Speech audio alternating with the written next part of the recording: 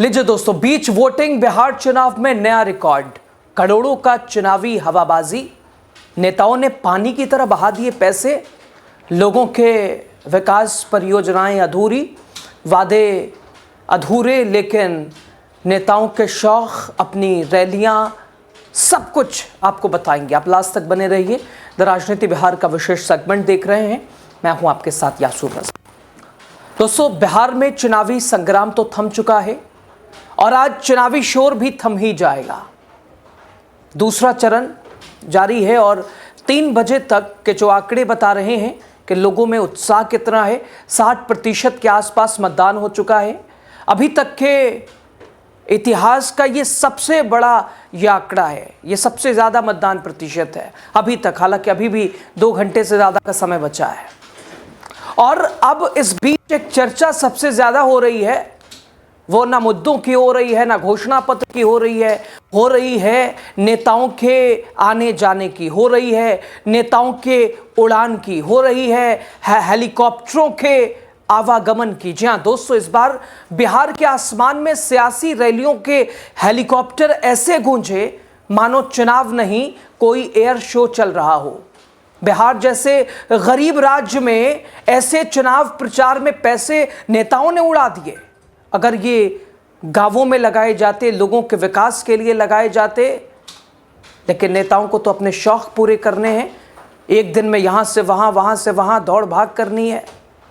दोस्तों, हेलीकॉप्टर अगर 1 घंटा उड़ता है तो लगभग 3 से 4 लाख रुपए उसमें समझ लीजिए फूक जाते हैं। राजनीतिक दलों के लिए आसमान इस वक्त मैदान बन गया था। हेलीकॉप्टर चुनावी ट्रैक्टर बना दिया था नेताओं ने। 11 नवंबर बिहार विधानसभा चुनाव का अंतिम चरण चल रहा है दोस्तों। 3 बजे तक मतदान हो चुके हैं और मतदान प्रतिशत बता रहा है लोगों के अंदर उत्साह कितना है, लोग कितने उत्साहित हैं, लोकतंत्र के इस महापर्व में कैसे उनकी सहभागिता दिखाई दे रही है।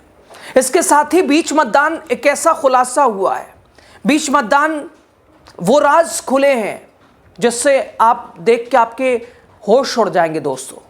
आप सोचने पे मजबूर हो जाएंगे कि साहब ये हमारे नेता आपके बीच कभी यहाँ कभी वहाँ, आप तो समझते हैं लो हमें हेलीकॉप्टर देखने को मिल गई।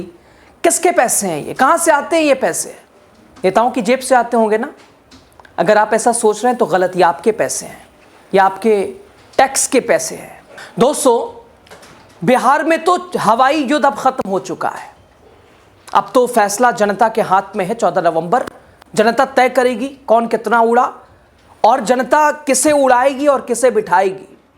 नेताओं के हेलीकॉप्टर जमीन से ज्यादा इस दौरान हवाओं में दिखाई दिए दोस्तों। पिछले 1 महीने से बिहार के आसमान में एक तरह से रोटर ब्लेड्स की गूंज बजती रही। सत्ता की उड़ान कितनी महंगी होती है, जहां एक और जनता रोजमर्रा की महंगाई से जूझ रही है। मूलभूत सुविधाएं बहुत सारे ऐसे गांव हैं वहां नहीं पहुंचे हैं, सड़क टूटी है, पानी, वो नल जल 7 निश्चय योजना पता नहीं कहाँ, वो नल है तो जल नहीं, जल है तो नल नहीं। राजनीतिक दलों ने हजारों लीटर एविएशन फ्यूल जलाकर वोटों की तलाश की है दोस्तों। आज यहां, कल वहां, कल उस छोर, आज इस छोर, कल दक्षिण, आज पश्चिम, सुबह पूरब, शाम में दक्षिण, ऐसी तस्वीर दिखी दोस्तों। बिहार के आसमान में इन दिनों सिर्फ बादलों का नहीं रह गया है बिहार का आसमान, बल्कि हेलीकॉप्टरों का भी गवाह बना था।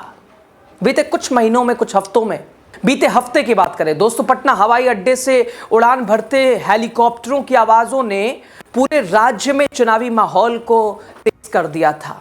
किसी साधारण प्रचार का हिस्सा नहीं था, बल्कि एक ऐसा ये हवाई युद्ध था दोस्तों जिसने बिहार के राजनीतिक इतिहास में नया रिकॉर्ड बना दिया है।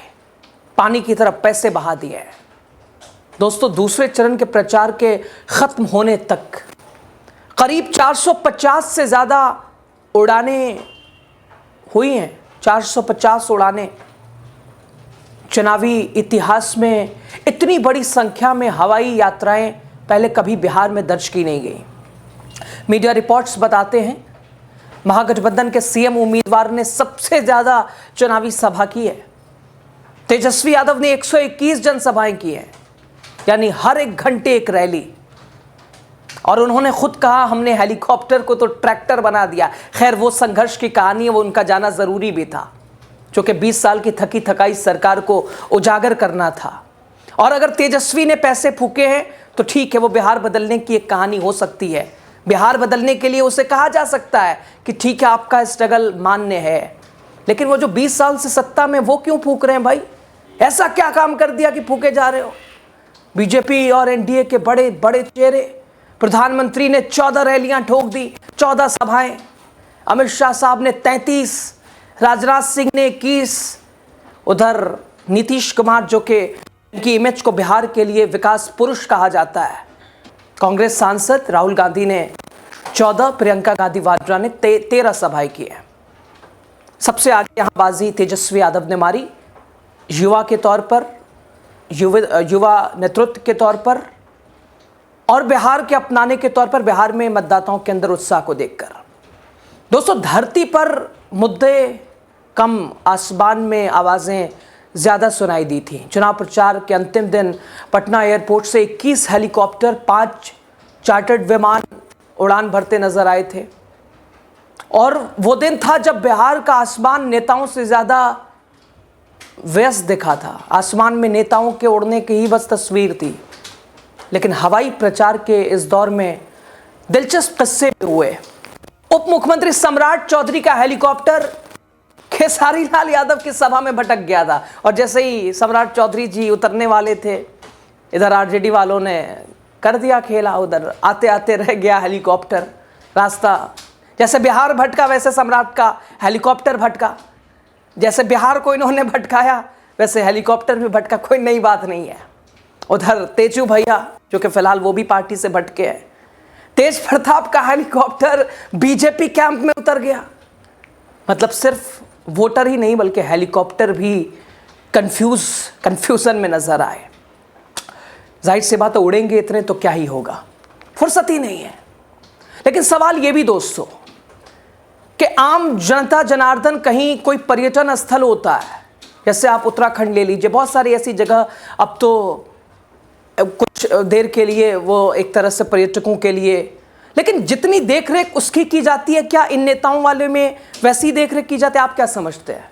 ना, जिस तरह से इन नेताओं की हेलीकॉप्टरों की देखरेख की जाती है, आम जनता जनार्दन वाली ऐसी है, बस चलो ठीक है, उड़ गई ठीक है, ना उड़ी वो भी ठीक है। अंतर इसको भी आपको समझना जरूरी है दोस्तों। सवाल यह भी है कि इस क्या बिहार में चुनावी मुद्दे इस बार मशीनों की उड़ान पर भारी पड़ गए? क्योंकि जो खर्चे आसमान में हुए उसमें कई गांवों की सड़कें बन सकती थीं, कई स्कूलों में बिजली आ सकती थी, स्कूलों की स्थिति ठीक हो सकती थी, बिहार की तस्वीर बदल सकती थी, जो कि नेताओं ने आसमान में उड़ा दी सिर्फ अपने टाइम को बचाने को लेकर। कि अगर कार से जाएंगे, बाई रोड जाएंगे तो एक दिन में अगर 5 सभाएं कर पाएंगे, उड़ के जाएंगे तो एक दिन में 25 सभाएं कर लेंगे, एक ही दिन में निपट जाएंगे। जनता फिर से वादों के भरोसे रह गई है दोस्तों, जनता फिर से उम्मीदों के सहारे रह गई है। लेकिन आज फैसला कर रही है जनता जनार्दन, उत्साहित होकर अपने मताधिकार का प्रयोग कर रही है। लेकिन तस्वीर उसके सामने वही है, बस मतदान और उसके बाद मतदाता की भूमिका ख़त्म हो गई। दोस्तों, सबकी नज़र अब 14 नवंबर पर है। वोटों की गिनती होगी, असली फैसला सामने आएगा, पता चलेगा किसका हेलीकॉप्टर सच में धरती पर उतरा, किसका हवा में ही हवाई हो गया। उधर राजद प्रवक्ता मृत्युंजय तिवारी कहते हैं कि बिहार का चुनाव पूरी तरह से हवाई हो गया था। सच में भी यही है, जनता अब धरती के मुद्दे चाहती है, हवा वाले मुद्दे नहीं चाहती है।